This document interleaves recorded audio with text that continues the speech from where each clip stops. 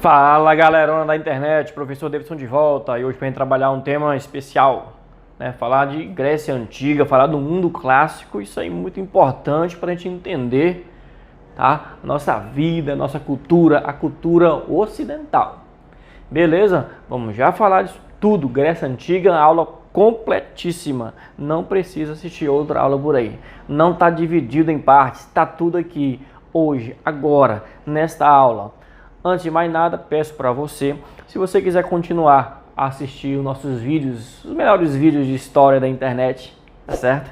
Inscreva-se no canal, não se esqueça de ativar o sininho, que é para você receber as notificações quando eu postar um vídeo novo, beleza? Dê um like no vídeo se você gostar, comente, compartilhe com os colegas, que é para ajudar o canal do Lembrador. Mas uma observação é clara, não baixe esse vídeo, never, jamais, porque senão eu não vou ganhar nada. Beleza? Então hoje a gente vai trabalhar Grécia Antiga. E aqui o Partenon, uma das obras clássicas, né, do mundo grego clássico, do auge, do apogeu da civilização grega. Beleza? Vamos lá? Vamos trabalhar um pouquinho? Aqui, ó, civilização greco-romana, né, Grécia e depois a civilização romana, elas são o berço da civilização ocidental, né? Quando se fala em Europa Ocidental, a América, tá? A cultura foi herdada deste mundo aqui, do mundo grego clássico e de Roma também. Conceitos de, por exemplo, democracia, conceito de república, conceito de império, tá? Tudo isso nós herdamos desta antiguidade clássica ocidental. O mundo de lá, o mundo oriental, tá? Ele foi baseado, influenciado pela Mesopotâmia, né? A área de lá, mundo oriental. Nós estamos no mundo ocidental e por isso que se chama, por isso que se diz sempre Grécia e Roma são o berço da civilização ocidental, do lado de cá. Beleza? Então tá aí tranquilo? Então bora localizar, né? A Grécia Antiga tá aqui, ó. Grécia Antiga, as duas cidades-estado mais famosas, ó, Atenas, tá? Aqui nessa península Ática, e aqui Esparta na península do Peloponeso, né? Uma ponta de continente que adentra dentro do mar, isto é, uma península. E aqui a famosíssima ilha de Creta, tá certo? Então aqui tudo é o mundo grego, que pegava aqui também a Ásia Menor, tá certo? Colônias da cidade-estado grega. Tranquilo? Identificou a área? Tá ok. Então bora lá. Condições naturais, né, da Grécia Antiga. Tá aqui, ó. Essa pontinha aqui que a gente tava vendo agora. Região pouco fértil, solo pobre, não dá para plantar muito, com poucas planícies, montanhosa, dificuldade de comunicação entre as regiões. Ambiente difícil demais, né, de você caminhar, porque é muita montanha, muita pedra, né, e muito ambiente entrecortado de rios, tá?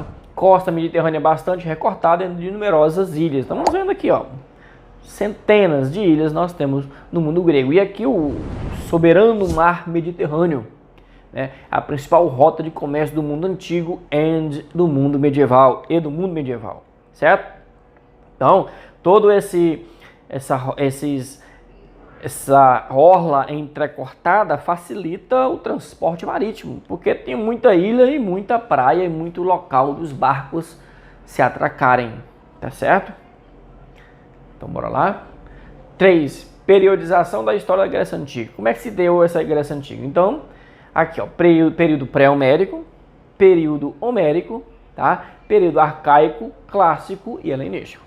Então assim se dá a divisão do mundo grego ou da Grécia Antiga. No período pré-homérico, tá? Nós temos a civilização cretense, da ilha de Creta, e a civilização micênica, que já é no continente do mundo grego, tá? Aqui temos os aqueus na Península Balcânica, a invasão dos eólios, a invasão dos jônios, tá? E os dórios, que destroem a civilização micênica em 1200 a.C. E aí tem que recomeçar de novo. Aí vem o período homérico. A gente vai ver isso lá, né, com as obras Ilíada e Odisseia atribuídas a Homero. Período arcaico de grande desenvolvimento de cidade-estado. Período clássico, o auge da cidade-estado. Período helenístico, quando Alexandre o Grande forma um grande império e difunde a cultura grega por todo este império alexandrino.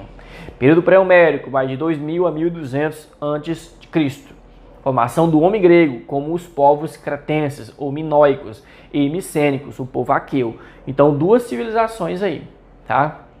Grécia, no pontilhado, a ilha de Creta. Tá aqui, ó, civilização cretense, é a primeira, tá? O que nós temos na civilização cretense? Até agora nós sabemos que não tinham construções muradas, é tudo aberto, tá?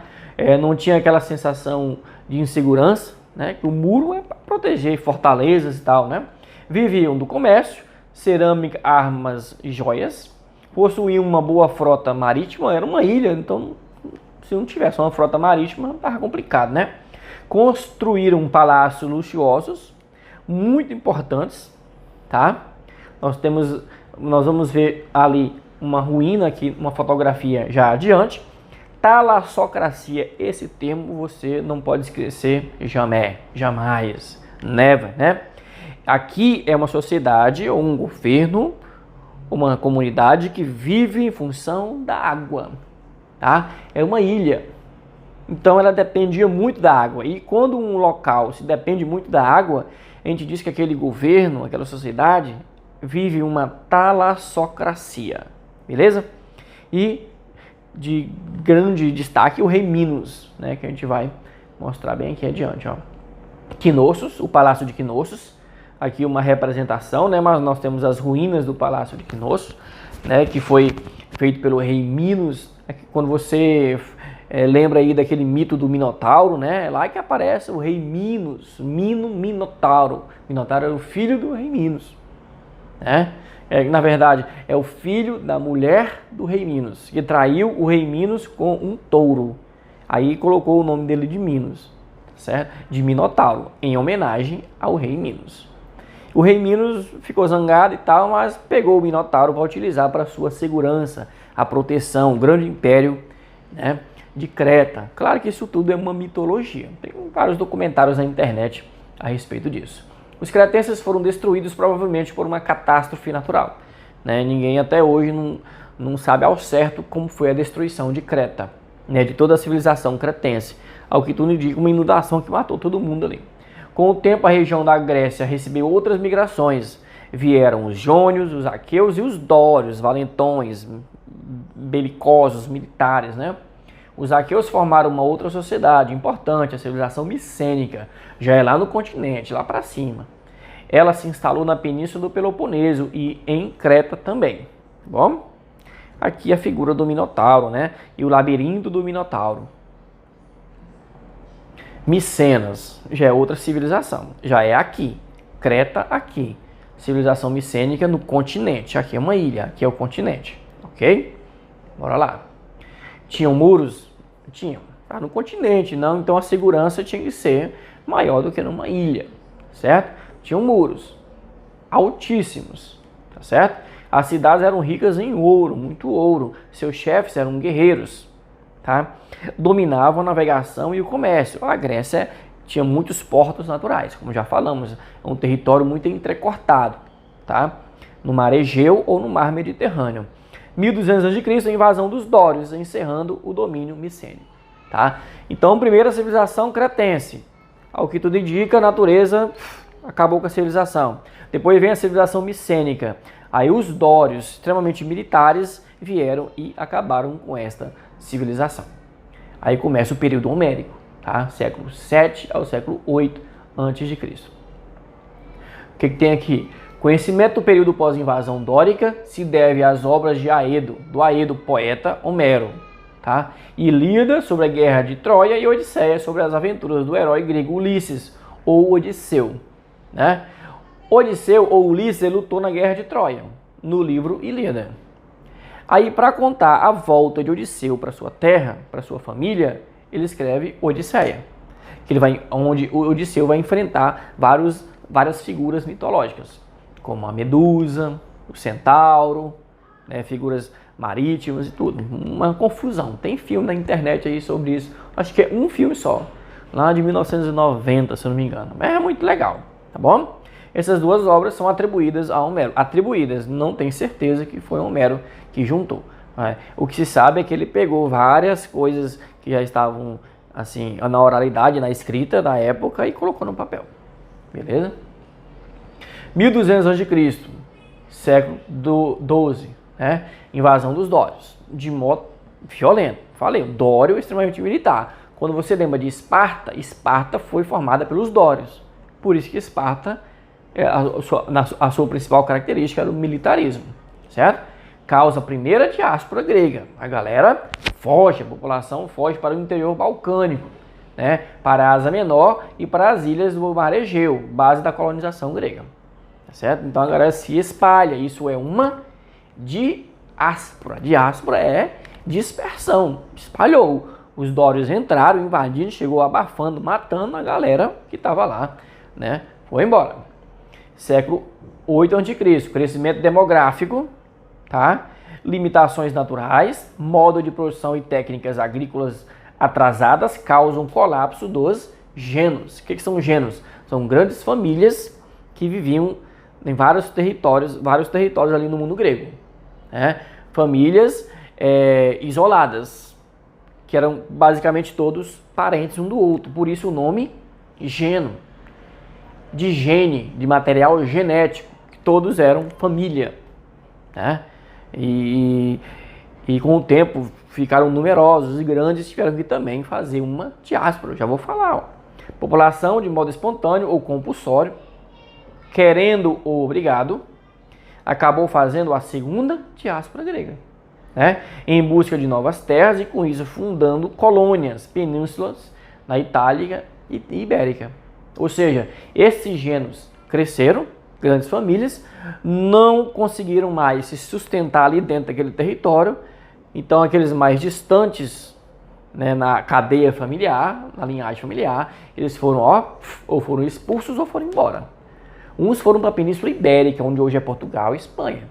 Outros foram para a Itália, a Península Itálica, onde hoje é Itália, certo? E fundaram Roma lá, tá ok? Então nós tivemos duas diásporas na Grécia. A primeira diáspora causada pelos dórios, que chegaram invadindo, detonando todo mundo. A segunda diáspora por conta do crescimento excessivo dos gênos, das grandes comunidades gentílicas, tá certo? E eles tiveram que se dispersar. E aí começou a formação de cidades também em outras áreas do mundo grego. Cidade-estado, tá bom? Então tá aqui, ó. Ásia Menor, diáspora, tá? Diáspora grega. Foi para aqui, ó, para a Península Itálica e também para cá, para Península Ibérica, ok? Primeira diáspora, século VII, né, que é a diáspora da invasão dos dórios, e a segunda diáspora por conta do crescimento das comunidades gentílicas. Beleza? Tudo certo aí? Tá bom, né? Formação dos gêneros. Como é que se deu aquelas famílias que a gente está falando? Como é que se deu? Pequenos agrupamentos humanos isolados nos cantões, nas áreas montanhosas e com as seguintes características. Como é que eram as comunidades gentílicas, também chamadas de gêneros? Crença de que todos os seus membros descendiam de Heleno, filho de Deucalião, que escapou do dilúvio. Isso aqui tem a ver com a fundação de Grécia, da Grécia, tá? Quando o grego ele é também conhecido como heleno. Heleno, o grego é a mesma coisa, tá certo? Porque a Grécia ela foi fundada por Heleno, tá? Então isso faz parte da mitologia de fundação do mundo grego. Sociedade igualitária, com distinções tradicionais e hierarquia segundo a proximidade familiar com o pater. O pater família era o chefe, o líder. Aqueles mais próximos dele na linhagem familiar tinham as melhores coisas, as melhores terras, né? As regalias políticas e tal. Então, quem tinha mais poderes? Aqueles parentes mais distantes tinham menos poder, menos terra, eram mais pobres, ok? Liderança do pater família, que era o chefe. Economia e propriedade coletiva. Herança dividida entre todos e propriedade divina e coletiva, certo? Mesmo sendo coletiva de todos ali, aquela comunidade, aquelas terras, mas como eu falei, aqueles parentes mais próximos ficavam com as terras melhores.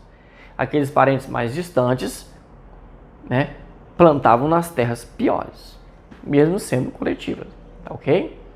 Então fica assim, ó, indivíduo grego, formar um gênero, formou uma família, tá? Mais de 2 gêneros formam uma frátria, tá? E 3 frátrias formam uma tribo. Olha só, que doideira, hein? E depois disso aqui, várias tribos formam o demo. Demo é o quê? Povo, população. É assim que foi se formando uma cidade, estado grego, né? O indivíduo sozinho não é nada. Mas 4 já formam uma comunidade, uma família, né? 3 famílias formam uma frátria. 3 frátrias formam uma tribo. E mais de 3 tribos formam um demo, certo? Formação da sociedade grega se deu dessa maneira. Pátria família, divide as terras, favorecendo os seus parentes mais próximos, origem às desigualdades sociais e às polis, cidade-estado, né? Então, quando, né, a população cresceu, eu falei, tiveram de dispersar, diáspora, é porque o gênero cresceu demais, virou uma tribo, né? Cresceu, virou demo, o pátria família teve que mandar embora, né? Vai-te embora. Alguns receberam terras, ficaram ali no mundo grego, formando outros gêneros, outras tribos, outras frátrias, né? E começaram a formar cidade-estado. É assim que se constituiu Esparta, é assim que constituiu Atenas, né? Um aglomerado de pessoas que chegou ali, começou a viver, fez uma casinha, fez 2 casinhas, 3 casinhas, formou uma cidade, depois formou uma cidade-estado.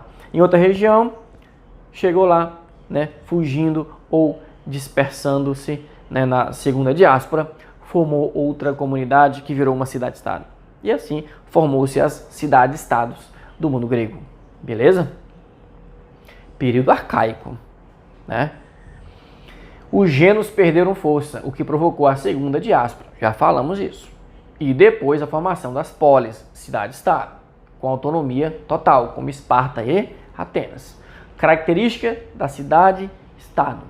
Qual é a principal característica? Autonomia. Elas eram independentes. Nenhuma dependia da outra.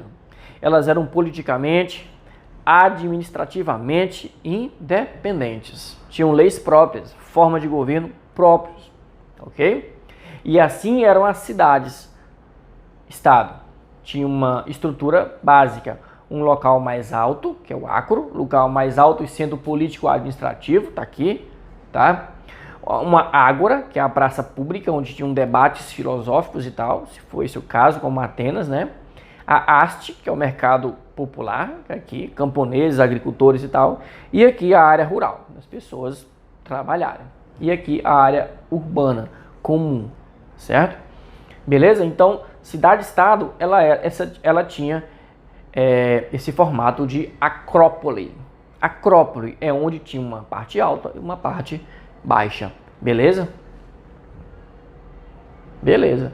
Próxima aula, Atenas e Esparta. Segura? Quer tomar um cafezinho? Alguma coisa? Não? Vamos bora lá. Esparta. A região da Lacônia, Lacedemônia. Tá aqui, ó. Aqui embaixo. Esse amarelinho. Esparta. Aqui é Atenas. Fica um pouco longe, né? Tem uns locais entrecortados aqui, difícil de passar. Tá? Esparta desenvolveu-se no Peloponeso, Península do Peloponeso. Ok? Na região da Lacônia, às margens do rio Eurotas. Por causa das características dessa polis, surgiu o adjetivo de lacônico, conciso, breve, à moda dos antigos espartanos, calado, né? Laconismo é a característica de falar pouco, objetivo, né? Sem meias palavras, ok? Então, fica aqui. Vamos ver? Está um pouquinho de Esparta. Localização, já vimos, Península do Peloponeso. Origem, dórica, né? Quando, naquela segunda diáspora, ou na primeira diáspora, quando os dórios chegaram e expulsaram os aqueus daquela região ali. Tá? Então, os dórios ficaram naquela região, desenvolveu uma sociedade, uma cidade-estado, chamada de Esparta, com uma característica, sim, fundamental, que era o militarismo. Ok? Características. Propriedade estatal, tudo era do Estado, o rei comandava. Economia agrícola, porque tinha solos férteis. Não é uma característica geral do mundo grego, mas lá em Esparta tinha uns solos bem férteis, tá bom? Servidão, eram os ilótas, né? Muitos aqueus que não conseguiram fugir quando os dórios chegaram, eles se tornaram ilotas, ou seja, escravos do Estado grego, do Estado de Esparta. Esse escravo que não era particular.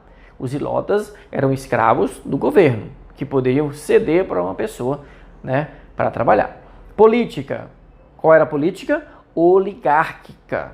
O que é oligárquica? Quem manda são os poucos, o governo de poucos. Predomínio da minoria espartana, os cidadãos espartanos, aqueles que fazem o treinamento militar durante muito tempo. Diarquia, ou diarquia hereditária, dois reis, para controlar melhor. Já sabemos que o militarismo era uma das características principais. E a existência da gerúsia, que é o Senado de Esparta, eram os mais velhos, né? E da Ápela, que é a Assembleia Espartana, onde os cidadãos, soldados espartanos mais poderosos, eles participavam, né, das reuniões. E também temos os éforos, que são os magistrados eleitos anualmente e detentores do poder, né? Então aí a estrutura administrativa de Esparta, tá? Se você assistir aquele filme 300 e tal, vai aparecer os éforos lá, mas de uma forma completamente fantasiosa, né? Uns seres lá, uns homens velhos, todo deformado e tal, umas coisas, nada a ver, tá? Pessoas comuns que moravam na cidade, né, que participavam, que formavam, tá, os éforos, eram magistrados, ok? Sociedade estratificada, militarizada e xenofóbica, toda dividida, militarizada, porque desde os 7 anos a criança, né, ia fazer o treinamento militar para se tornar cidadão, e xenofóbica porque não aceitava de maneira alguma estrangeiros em seu território, tá? A sociedade era dividida em espartanos, periecos e ilotas, tá? Quem eram os espartanos? Latifundiários nobres. Eram os cidadãos, descendentes dos dórios, dos fundadores de Esparta. E eles que tinham as melhores terras, eram os dominadores, os donos da política, só eles tinham este poder.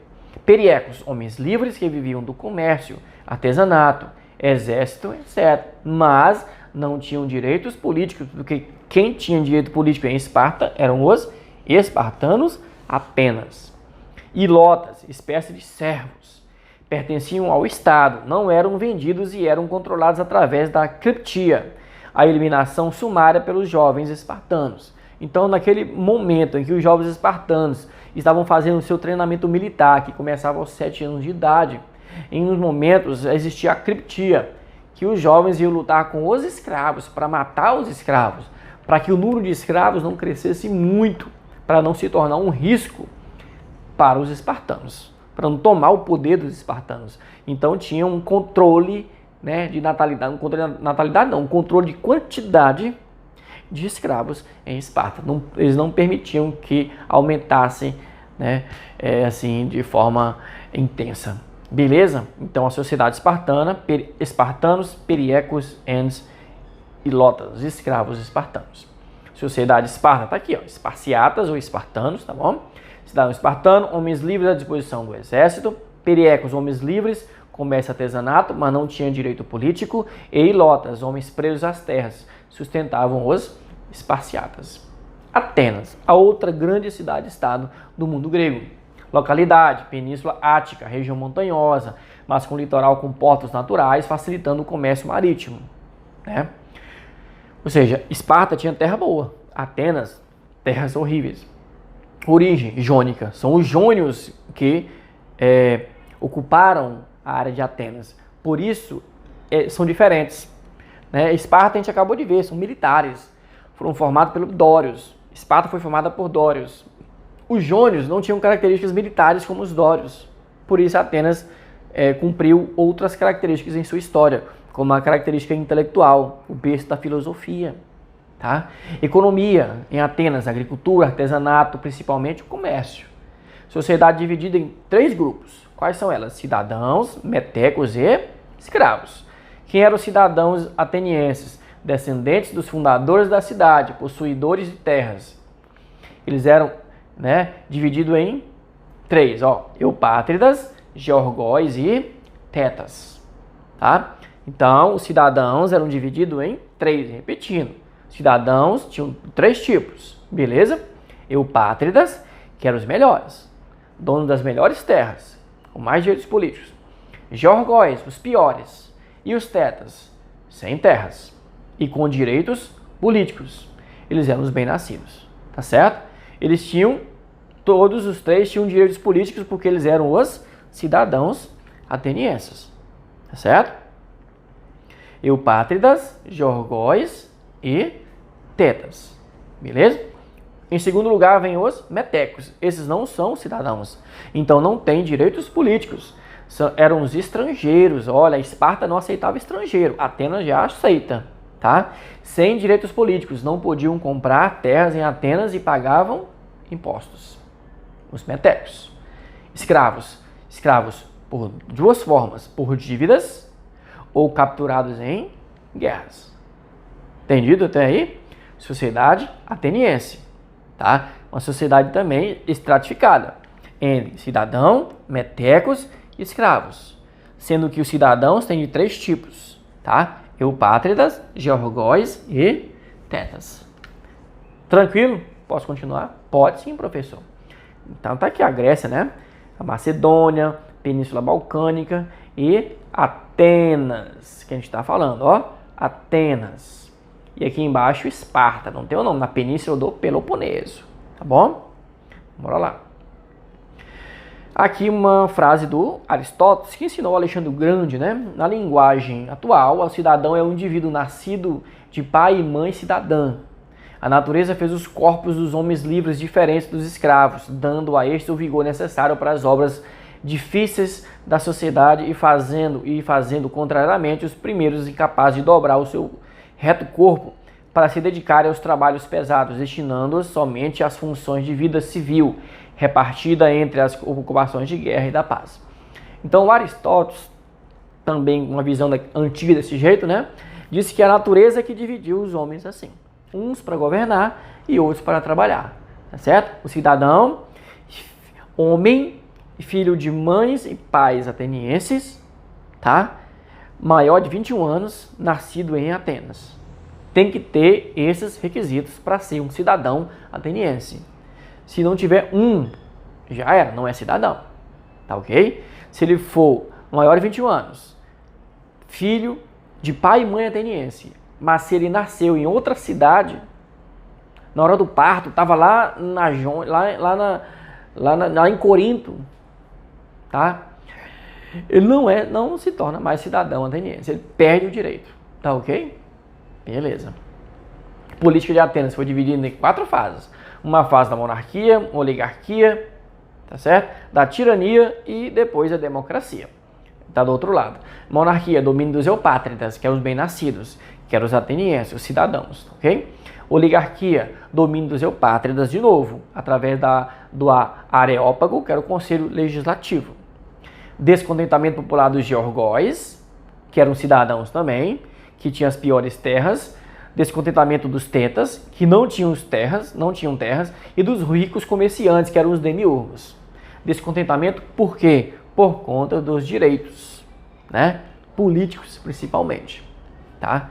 Então tivemos algumas mudanças por conta desse descontentamento. A reforma de Drácon, que não é o Conde Drácula, tá bom? Que fez as primeiras leis escritas de Atenas, leis muito rígidas, tá? Por isso que chama alguém de draconiano é porque ele é muito rígido, tá? A reforma de Solon é mais tranquilo, tá? O que ele criou? A abolição da escravidão por dívida, então ninguém mais podia ser escravo por dever a outra pessoa. Imagine isso no Brasil, hein? Ser escravo por dívida. A maior parte da população brasileira era escravizada, né? Tá bom. E início da República Censitária para ocupação dos cargos públicos. Ok? Então, o Solon fez uma reforma bem mais, né, palpável, melhor para a sociedade. Criou os cargos públicos e aboliu a escravidão por dívida. Beleza. Depois vem a terceira, que é a tirania. Domínio de um general, um governo de um, tá? que era o Clístenes. Esse cara vai ser o pai da democracia, um tirano, um pai da democracia. Vai fazer uma revolução democrática. Tá aqui, ó, fundada por Clístenes em 510 a.C. Características: voto e democracia direta, isonomia, igualdade de direitos. Somente homens cidadãos podiam votar, né, com mais de 18 anos. Quem era excluído da cidadania da democracia ateniense? Mulheres, metecos e escravos. Ostracismo. Perda de direitos políticos e expulsão da polis por 10 anos, garantindo a cidadania contra tiranos. Então, aqueles que eram considerados inimigos da democracia, eles iam sofrer o ostracismo, né? Os cidadãos iam fazer uma votação em relação àquela pessoa. Se aquela pessoa tivesse a maioria dos votos, ela seria ostracizada, expulsa de Atenas por 10 anos. Os seus bens seriam guardados. Quando ele voltasse, tudo estaria intacto, né? Disponível para ele novamente. Tá ok? Século V a.C., século de Péricles, o auge, né, de Atenas, o auge do sistema democrático e cultural ateniense e grego, com prosperidade econômica e fim dos conflitos internos. Foi um momento assim, auge, tudo dando muito bem, certo? Aqui é um símbolo, tá? O Parthenon, um símbolo do mundo clássico grego, principalmente de Atenas, ok? Então tá aqui, ó, a questão da democracia ateniense, né? Os órgãos, tudo certinho, ó. Poder judicial, a Areópago, o Elieu, né? O poder legislativo, a Bulé, que é o Conselho dos 500, e a Assembleia de todos os cidadãos, tá ok? E a Eclésia, aqui, ó, cidadãos, todo mundo aqui. Poder executivo, tem os estrategos que faziam o treinamento militar das crianças, tá? E os arcontes que tinham funções religiosas e também funções judiciais, tá ok? Tranquilo? Bora lá. Período clássico. Agora a gente fala do apogeu do mundo grego. Auge e declínio da civilização grega. Tudo vai acontecer aí, tá? Predomínio de Atenas e Esparta, com lutas entre as polis gregas e contra os estrangeiros, os persas. Assistiram lá 300? Que tinham lá o Rodrigo Santoro e tal. O 1 e o 2, os dois são gregos contra persas, né? Tive aquela batalha dos 300 espartanos que foram lá, né, na batalha de Termópilas e perderam para os persas, mas milhares de persas, né, como soldados, tá ok? Então, no período clássico, nós temos como característica as guerras médicas, tá? Que é as guerras entre os gregos e os persas, tá aqui, ó. Conflito entre as polis gregas e os persas, chamados de Medos, porque surgiram lá no meio do Planalto, lá no meio da Arábia, né, no Oriente Médio. O choque imperialista, Atenas versus persas. Persas querendo tomar o território grego, porque o Império Persa já tinha invadido grande parte, né, da Ásia, da África, uma parte da Europa, e queria o mundo grego para ele. Tá? União helena, gregos contra os persas. Tiveram que fazer uma união da cidade grega para derrotar os persas. Porque a primeira batalha, que foi a Batalha de Termópilas, os gregos perderam. Depois tiveram que se juntar, principalmente aí Atenas com Esparta, tá ok? Vitórias gregas comandadas por Atenas, que cria a Liga de Delos, aliança militar com hegemonia ateniense sobre as outras polis, inclusive com a cobrança de impostos. Então, nesse contexto de guerras contra os persas, Atenas cria uma liga, que é a Liga de Delos. Atenas e as cidades lá em cima, né? E Atenas começa a cobrar taxas e impostos dessas cidades para sustentar as guerras. E Atenas vai gastar esse dinheiro. Atenas utiliza esse dinheiro para crescimento próprio, né? Mesmo depois das guerras, Atenas continua cobrando esse dinheiro. E Esparta vai ficar assim mordida, porque Atenas estava crescendo muito e Esparta estava ficando para trás. Aí a Esparta cria a Liga do Peloponeso, que é Esparta e as cidades mais abaixo. E agora vai começar uma outra guerra, não mais com os persas. Agora vai ser uma guerra entre a Liga do Peloponeso e a Liga de Delos. Esparta contra Atenas. O negócio vai pegar, né? Guerra do Peloponeso. Tá aqui, ó. Esparta contra Atenas. Liga do Peloponeso contra a Liga de Delos. Falange espartana. Os espartanos criaram esse sistema, né, com essas lanças nesse formato aí, que é para derrotar é difícil. Era, pelo menos, né? Porque não tinha arma de fogo. Tá ok? Aqui, ó. fim da democracia ateniense, fortalecimento da aristocracia e enfraquecimento das polis gregas, conflitos internos, causando a invasão de Alexandre o Grande, dos macedônios. Tá? Isso aqui é o Alexandre o Grande, né? O que vai acontecer? Esparta e Atenas vão brigar por 25 anos. Esparta vai vencer, mas as duas vão sair só o facho, só o bagaço. Os macedônicos vão aproveitar e vão invadir o mundo grego, porque o mundo grego está só, né? Tá frágil, enfraquecido, sem dinheiro, a agricultura destruída, a economia arrasada. Então os macedônicos vão invadir, tá?